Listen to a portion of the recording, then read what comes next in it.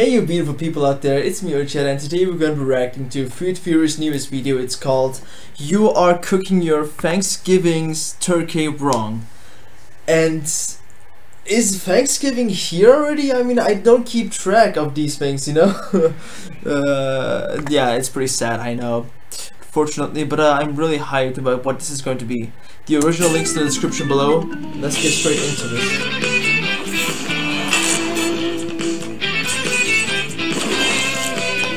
You guys want one? There you go.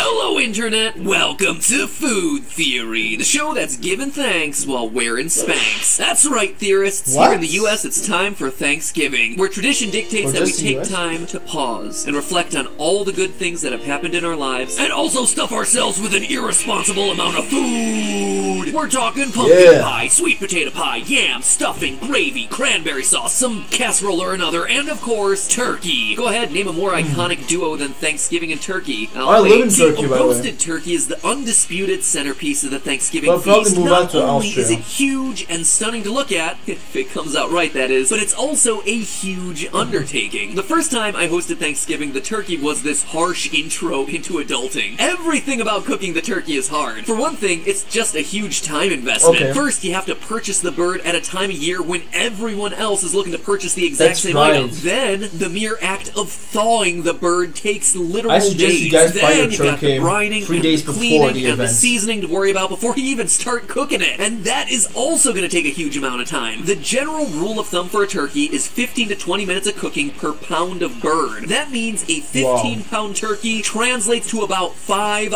hours of roasting. And then once it's in the oven, that's when things actually get hard. Because roasting a whole turkey is a high-stakes proposition. It would be one thing if you were just cooking for yourself. But at Thanksgiving, there's an entire group of people eagerly awaiting the turkey the moment it comes out of the oven. Screwing up your Thanksgiving turkey is not an option. Unless you don't have friends or family. It's highly likely that you will screw it up because we're talking about a huge, fickle piece of meat that's actually 2 different types of meat sandwiched together. White meat and dark meat, which, it's worth noting, cook very differently from each other. Which leads me to the question, does it really have to be this hard? Thanksgiving is supposedly about family coming together, and yet Thanksgiving requires at least one member of the family to devote pretty much the entire day focused on the turkey. I get that it's a tradition, but would it be great if there was a way to emphasize the non-stressful traditions of Thanksgiving instead? Like watching the Thanksgiving Day parade, or even better, the dog show that comes immediately afterward? I mean, there has got to be a better way. We are in the year of our Lord 2020. Why have there been no advancements in turkey technology? And yeah, there are certainly other ways besides roasting a full turkey. Every year, plenty of people across this great land cook their turkey in a variety of ways, from smoking to sous vide to deep frying to stuffing it with a duck that's stuffed with a chicken to create the abomination we call the turducken. But most of these methods involve even more work. If I may speak for my fellow Americans, and also for Canadians who celebrate Thanksgiving in October, what? We all want the classic Thanksgiving turkey experience, but we sure wouldn't mind if the process was just a wee bit easier. Well, theorists, what I'm about to tell you might very well change your Thanksgivings forever. Apparently, a turkey shortcut does exist, and it is significant. All you have to do is take the dang turkey and spatchcock it. I can say that word, right? YouTube, please don't demonetize me. It is a cooking term, and if nothing else, it's the holidays, after all. So strap in, you turkeys. Today's Food Theory is myth-busting the supposed Thanksgiving hack, and I do mean hack. Spatchcocking, also known as butterflying if you're boring and hate funny words, is a fancy word for a simple process. You cut out the bird's spine, or you ask your butcher to do it for you, then press it down until it's flattened out before you shove it in the oven. Everything else can still be the same. If you're used to brining it, you can still brine it, along with any other seasoning method that you've been using over the years. But by doing this one small thing, not by changing our cooking method, but by changing its shape before we put it in the oven, we can actually cook the turkey at a higher temperature, which cuts way down on the amount of cooking time needed, reportedly by about 75%. Let me say that again. One additional prep step can turn a 4-hour turkey into a 1-hour turkey. Now, the concept of spatchcocking has been around since at least the 1800s, but as Google Trends clearly shows, the term has really only caught on in recent years, and searches spike early November. Mark Bittman of the New York Times, who published his spatchcocked turkey method back in 2002, deserves the credit for popularizing this specific method. You have to take out the backbone. The idea here is to get the surface area of the bird bigger than it was before. Then you want to flatten this thing. Here we go.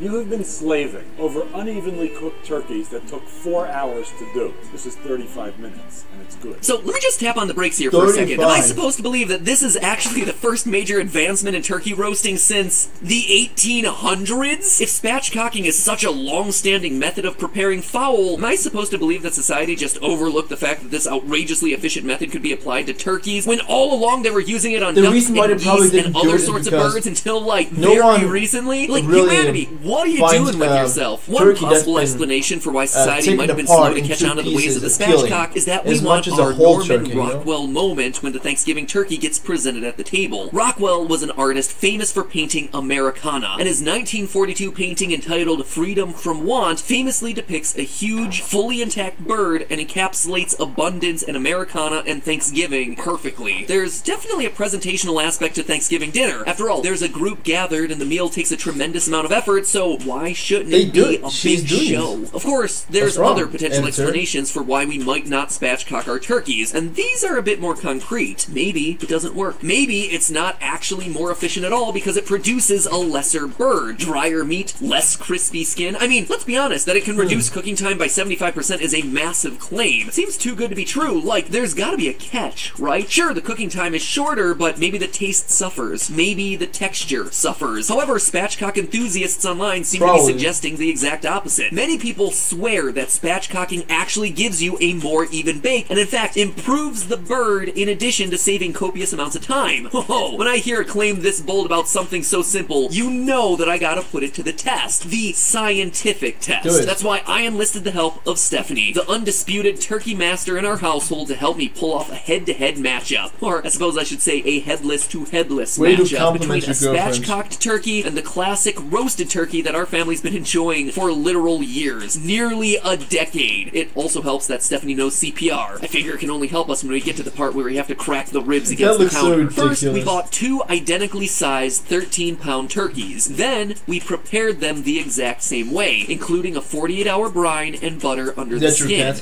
can't believe I have to do 2 of these this year. The only reason we started this channel was so we could have more turkey on Thanksgiving. Don't you guys also have my master plan the entire time. And then it was time for our 2 turkeys to take 2 very different paths. One was selected for spatchcocking and was named Spatchcock the Turkey. And the other was named Sherman because that was the only other good name that we could come up with at the time. So we're in the final prep stages for both of these birds.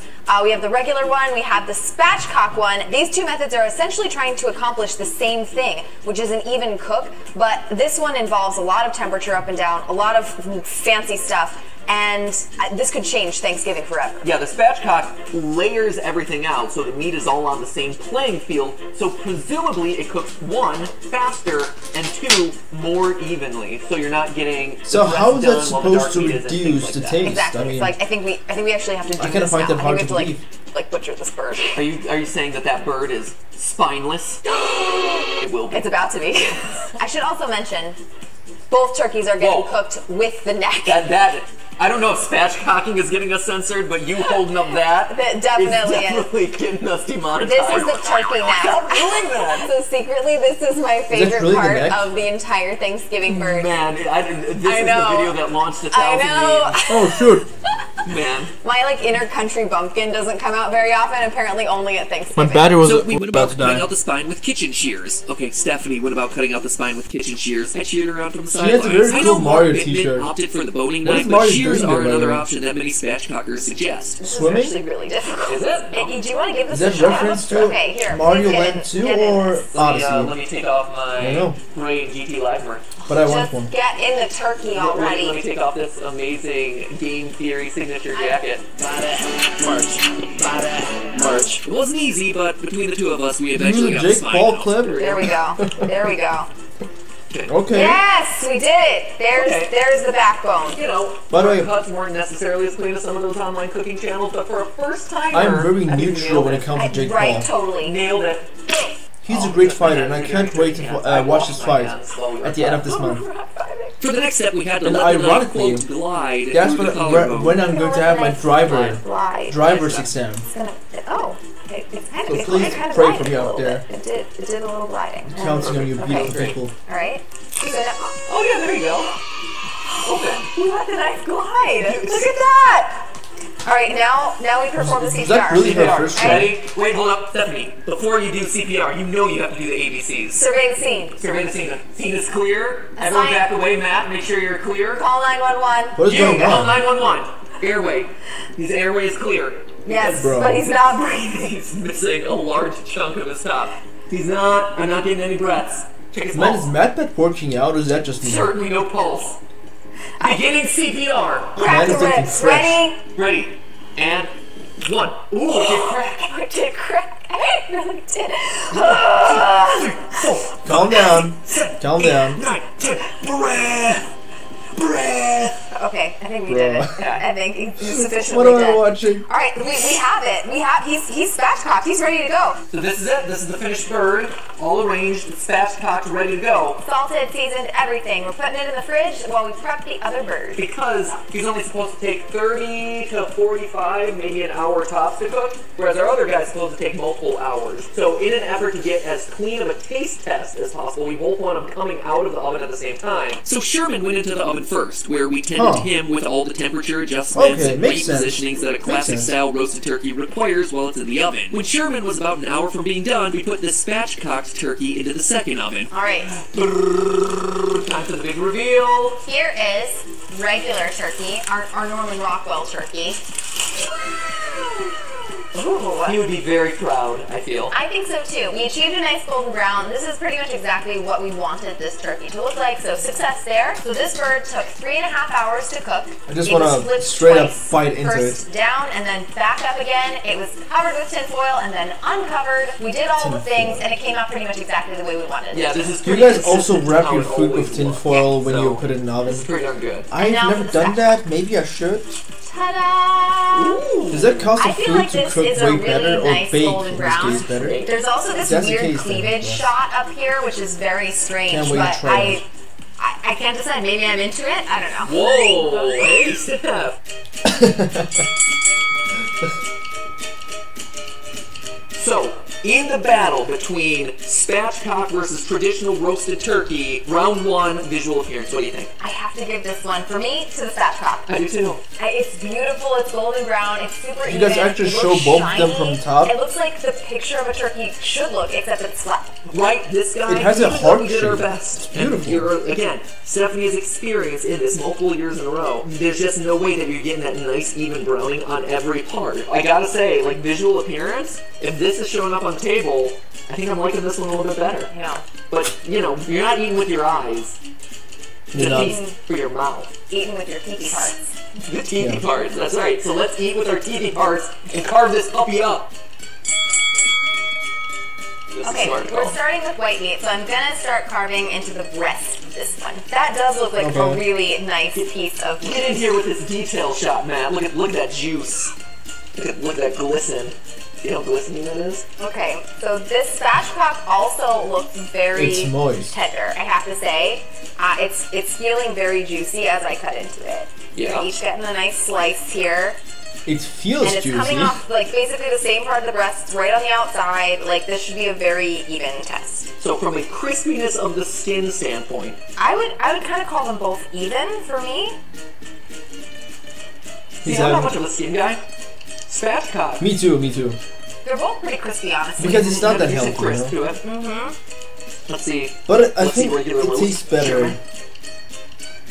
for the most part than Yeah. the actual meat. Pretty similar, though. Again, I would If say you eat both of them at the same crispiness time, of this skin looks you more get even across a the match board, made in whereas Sherman over here, it's crispy on top, obviously, and it's got crispy on the side here. Yeah. But when it comes down to crispiness on the wing, that's where you're really starting to fall off. That's true. So here, more of the wing is crispy, and more of the breast is crispy, whereas here, it's pretty much all focused around kind of the top and main part of the bird. So to me, honestly, I think I gotta go spatchcock on this one. It's just crispy and even throughout, whereas here, What about Stephanie? definite solid bits of crispy, Does she but agree? once you get into the wing, you start falling off. There's just no way of creating that same surface area with the 3D bird that you get with the spatchcock, so that has to be the tiebreaker.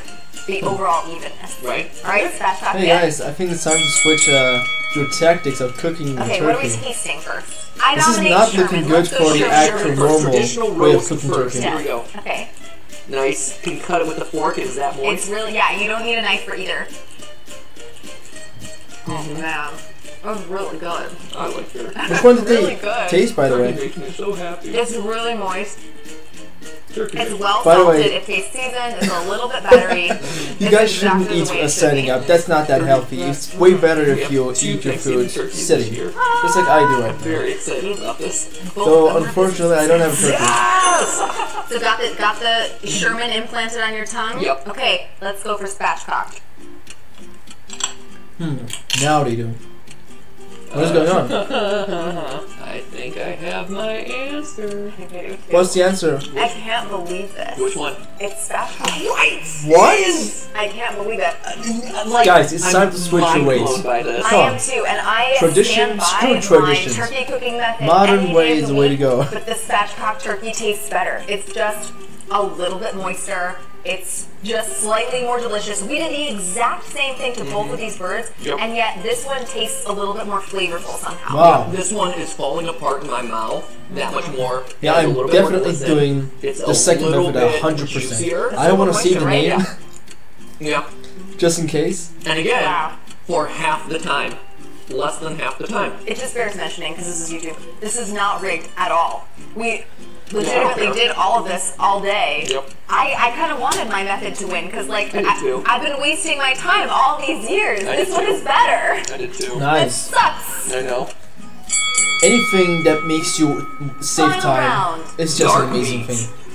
This is never your cup of tea, but I'm curious to see if you maybe like also the when no spatchcock one. sacrifices I'm all are about, involved. give me a big turkey leg with a bunch of barbecue sauce. I'm all about it. Right after the neck. Again, Stephanie Coolman, she's a bit of a weirdy poop. We did Sherman in round one first, so let's do spatchcock. What kind of wordplay is that? Let's go over here. I thought Sherman was moister on the dark meat. Yeah. Is that because it's sitting in the juices? Yeah, it's so moist because at the end of the cook, it's face down and it's just soaking up juices. It's like really marinating and it's already been crisped up for the majority of the cook, so it stays nice and brown. Although conversely, because it has been sitting face down in the juices, though the meat is juicier, I agree, the skin is soggier, again, because it's just sitting in juice.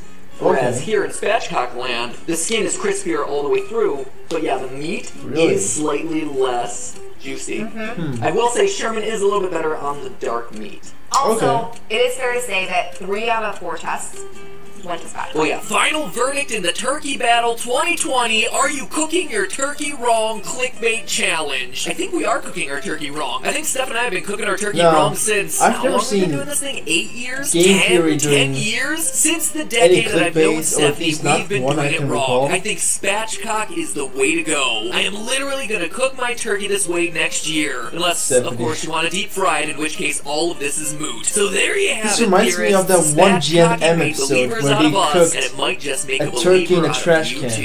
That was pretty amazing. That's just a theory. A food theory. Bon appetit. Thanks for watching. Thank you very much, and yeah, I surely did enjoy my chocolates and what do you call that? Tangerine. I hope I said that right. So guys, that was pretty amazing. Yeah, definitely use the second method next time you're cooking a turkey. Do yourself and all of your family members a favor, and just go with it. And even if it's tradition to cook it with the first method, who cares? I mean, time is everything. Time is the most important thing that has been given to us, and we should always use it wisely. So if you guys have any more recommendations what I should react to next, let me know in the comment section below. If you guys want to see more food theory, game theory, or film theory reactions, also let me know in the comment section below. Leave a like, subscribe, and activate the beautiful bell. And I'll see you guys next time. Take care. Ciao!